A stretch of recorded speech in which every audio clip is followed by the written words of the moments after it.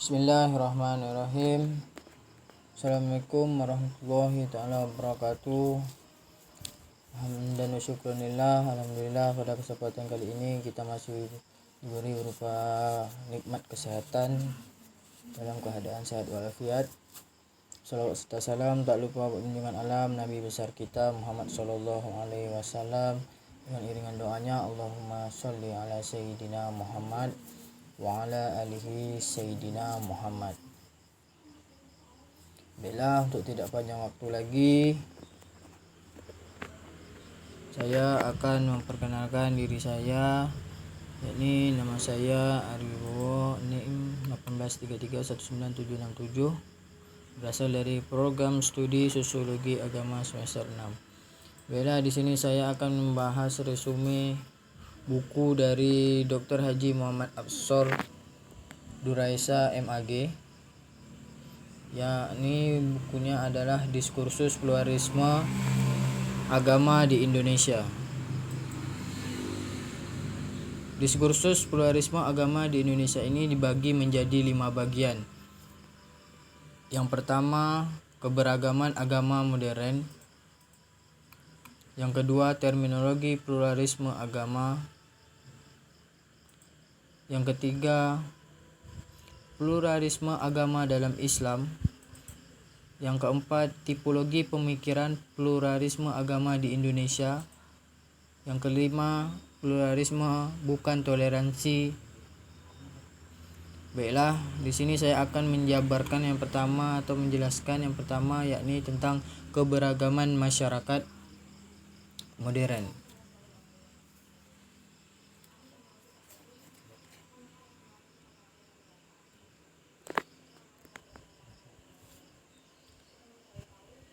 Pada era modern ini, kehidupan masyarakat penuh semangat rasionalisme, terutama di kalangan intelektual, sehingga ada sesuatu yang dirasakan kering. Pergeseran nilai-nilai budaya dan nilai-nilai fundamental yang berasal dari ajaran agama juga terjadi akibat kemajuan ilmu pengetahuan dan teknologi yang sangat pesat. Nurkolis Majid menyatakan bahwasanya pada era ini manusia cenderung mengabaikan harkatnya dan bidang kerohanian sebagai aspek kemanusiaan yang paling vital mengalami kehampaan. Karenanya di tengah suasana tersebut manusia merasakan kerinduan akan nilai-nilai ketuhanan atau ilahiyah.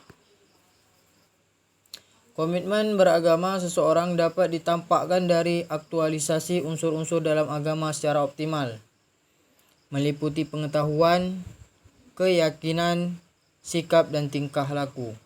Sedangkan Nuril menyatakan bahwa unsur-unsur tersebut saling terkait, namun tidak dapat dikatakan sebagai suatu unsur yang linear, dari mana seseorang menampakkan aktualisasinya tidak selalu sama. Menurutnya, seseorang yang memeluk suatu agama sejak kecil mungkin dimulai dari tingkah laku, seperti sholat, kehadirannya ke tempat-tempat ibadah, pengajian, dan lain sebagainya. Baiklah, untuk yang kedua, yakni terminologi pluralisme agama. Pluralisme berasal dari bahasa Latin, yakni plural, yang berarti jamak. Secara etimologi, term pluralisme berarti al-ta'aduyah atau keragaman. Dalam bahasa Inggris disebut pluralism, terdiri dari 2 kata, yakni plural yang berarti beragam dan isme yang berarti paham.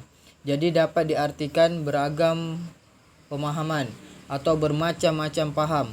Istilah pluralisme berasal dari kata plural yang berarti jamak atau lebih dari satu. Pluralisme berarti kategori jumlah yang menunjukkan lebih dari satu atau lebih dari 2. Beberapa peristilahan berkaitan dengan konsep pluralisme diantaranya yakni dibagi menjadi 3 bagian. Yang pertama, pluralisme sosial, pluralisme ilmu pengetahuan, dan pluralisme agama atau region pluralism. Baiklah, di sini saya akan menjelaskan yang pertama, yakni pluralisme sosial.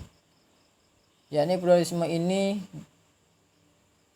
jenis dapat dikatakan salah satu ciri khas masyarakat modern dalam kelompok sosial yang paling penting dan mungkin merupakan pemegang kendali dalam kemajuan ilmu pengetahuan masyarakat dan perkembangan sosial ekonomi dalam sebuah masyarakat yang hidup dalam kekuasaan otoriter dan oligarki.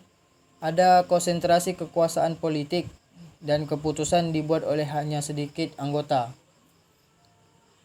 Sebaliknya, dalam masyarakat pluralistis, kekuasaan dan penentuan keputusan dan kepemilikan kekuasaan lebih tersebar dan meluas. Contohnya, kelompok-kelompok dan situasi-situasi di mana pluralisme adalah penting ialah perusahaan, organisasi politik, ekonomi, dan lembaga ilmiah.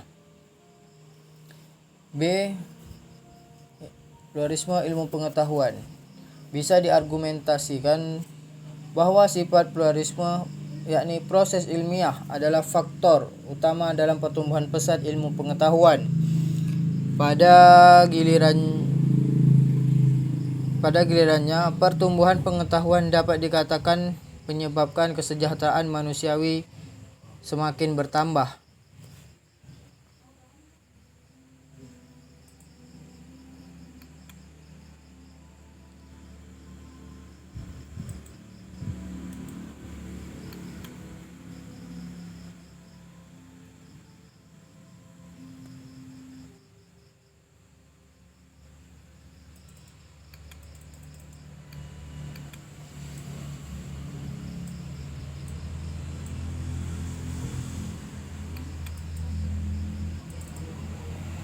Selanjutnya yang C, pluralisme agama dalam Islam.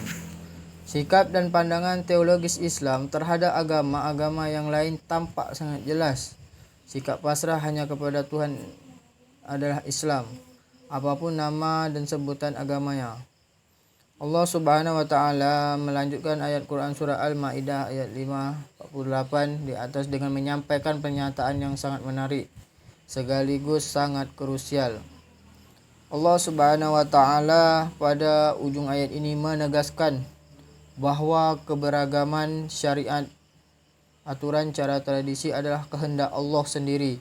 Sebagai penguasa yang absolut, Allah sungguh pasti bisa menyatukan syariat manusia sedunia jika Dia memang berkehendak. Dengan keberagaman syariat tersebut, Tuhan di samping memenuhi fitrah, ruang dan waktu sejatinya juga melakukan dalam rangka menguji manusia sejauh mana pengabdian mereka kepadanya. Tuhan ingin agar manusia berkonsentrasi dalam kerja-kerja kemanusiaan dalam ruang dan waktu berbeda, dan ini dipresentasikan dan dipertanggungjawabkan kelak di hadapannya. Urusan keyakinan, niat, motivasi, pikiran, hati nurani adalah urusan Tuhan sendiri. Dialah yang akan memutuskan baik, buruk, benar, dan tidak tulus tidak kerja mereka kelak di akhirat. Semuanya pasti akan diputuskan Tuhan sendiri.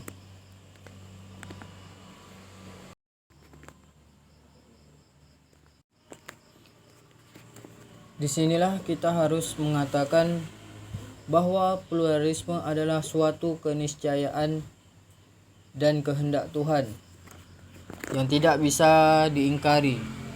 Konsekuensi logis dari pernyataan ini adalah keniscayaan kita untuk bersikap penuh tasamuh atau toleran terhadap orang lain yang berbeda keyakinan atau agama dengan kita, apapun namanya.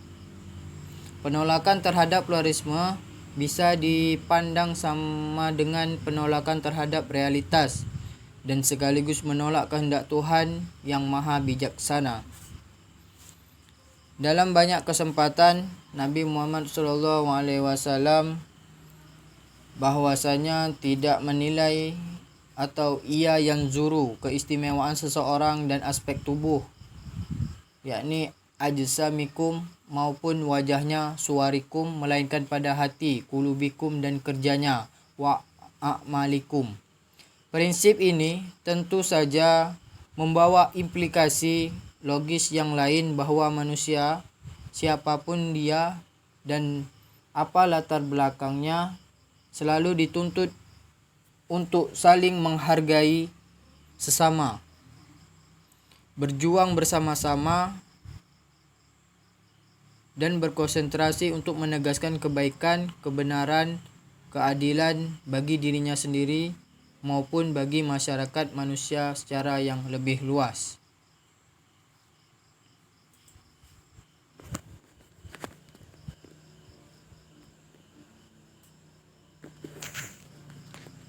Baiklah, untuk selanjutnya yakni tipologi pemikiran pluralisme agama Indonesia.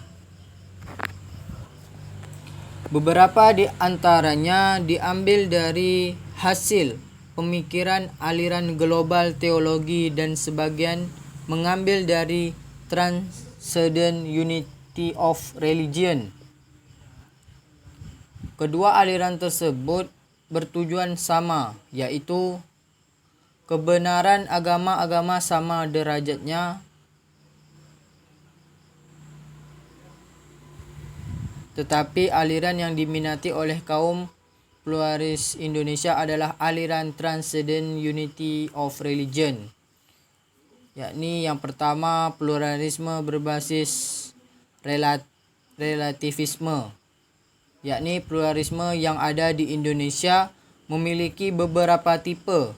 Pada suatu sisi mengandung nilai-nilai toleransi dan pada sisi yang lain mengandung nilai relativisme sampai pada tingkat nihilisme. Kaum relativis berkeyakinan bahwa yang absolut hanya Tuhan. Jadi kebenaran agama hasil tafsiran manusia adalah relatif dan tidak absolut. Pluralisme berkaitan erat dengan relativisme kebenaran, sedangkan relativisme memandang bahwa semua keyakinan keagamaan, ideologi, dan pemikiran filosofis sama-sama mengandung kebenaran dan memiliki posisi yang sederajat. Tidak ada kebenaran yang mutlak yang dapat ditemukan dalam suatu agama karena memiliki kapasitas yang sama.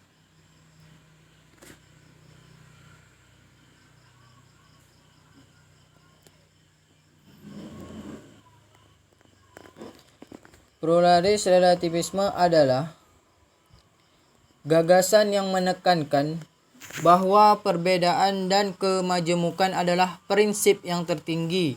Pemahaman pluralisme mengharuskan manusia menghormati semua bentuk keanekaragaman dan perbedaan. Dengan menerima hal tersebut adalah bentuk dari menerima realitas yang sebenarnya.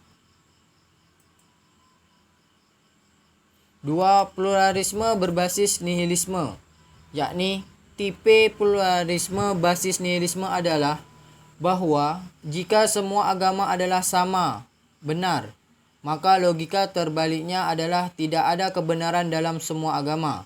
Sehingga Ludwig Feuerbach menunjukkan esensi agama terletak pada manusia. Sehingga Feuerbach memaknai agama hanyalah gambaran akan keinginan manusia yang tak terbatas, yang dibentuk oleh manusia tentang dirinya sendiri dan tidak lebih dari proyeksi hakikat manusia. Agama itu hanya merupakan perwujudan cita-cita, ilusi religius yang terdiri dari suatu objek bersifat imanen pada pemikiran kita menjadi lahiriah, mewujudkannya, mempersonifikasikannya. Bila yang ketiga, pluralisme berbasis teosofis, yakni merupakan organisasi aliran kebatinan, wadah studi, dan pemahaman mengenai kebijaksanaan ilahi yang tersirat di dalam raya ini. Gerakan teosofi yang dirumuskan Dr. Annie Besant salah satunya adalah membentuk suatu inti persaudaraan universal kemanusiaan tanpa membeda-bedakan ras, kepercayaan, jenis kelamin, kasta, atau warna kulit. Kata-kata ini seakan indah tetapi memiliki tujuan yang berbeda. Padahal dalam Islam persaudaraan berdasarkan keimanan ditegaskan kembali dalam Quran surah Al-Mujadilah ayat 58-22. Pluralisme bukan toleransi, yakni pluralisme ini dianggap sebagai cara bertoleransi terhadap penganut agama lain. Maka Diana LX membantah pendapat tersebut dalam tulisannya What is Pluralism?